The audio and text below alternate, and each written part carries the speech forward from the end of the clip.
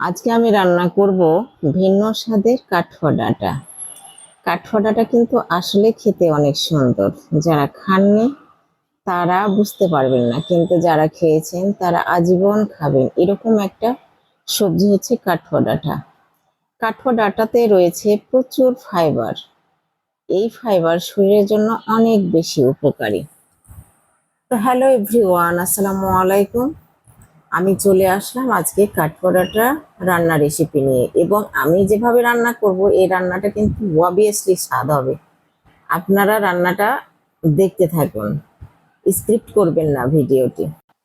কাঠফোড়াটা রান্নার জন্য আমি প্রথমে কাঠফোড়াটা কেটে সিদ্ধ করে রেখেছি।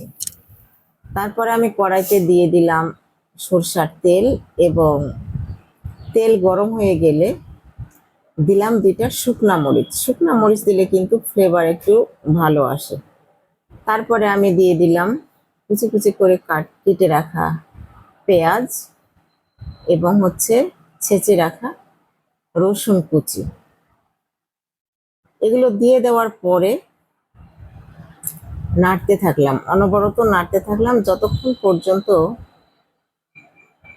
পেঁয়াজ এবং রসুন কুচিগুলো ভাজা ভাজা না হয়, অর্থাৎ ব্রাউন কালার না হয়ে আসে, ততক্ষণ পর্যন্ত নাড়ব। ব্রাউন কালার হয়ে আসলে এভাবে নাড়তে নাড়তে একটা পর্যায়ে এগুলো ব্রাউন কালার ধারণ করবে। ব্রাউন কালার হয়ে আসলে তখন এর মধ্যে দিয়ে দেব আমার সেই সেদ্ধ করা কাঠুয়া ডাঁটা। এটা কিন্তু খুব মোলায়েমভাবে সিদ্ধ হয়েছে। এখন যে এটাকে আস্তে আস্তে করে নেড়ে দেব, যাতে করে ভেঙে না যায়।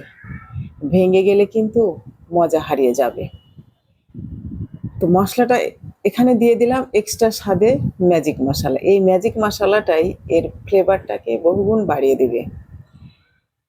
তো আমরা কিন্তু বিভিন্নভাবেই কাঠুয়া ডাঁটা রান্না করে খেয়েছি, কিন্তু এভাবে ম্যাজিক মশলা দিয়ে কজনই বা খেয়েছেন?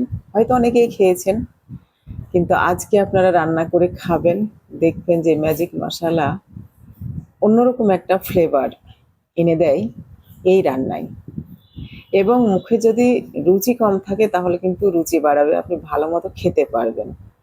তো ম্যাজিক মশলা দিয়ে সামান্য একটি পানি দিয়ে এটা নেড়ে দিলাম, যাতে করে মশলাটা একদম ডাঁটার গায়ে মাখো মাখো ভাবে লেগে যায়।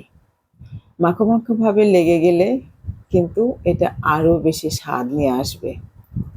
তো হয়ে গেল আমার রান্না।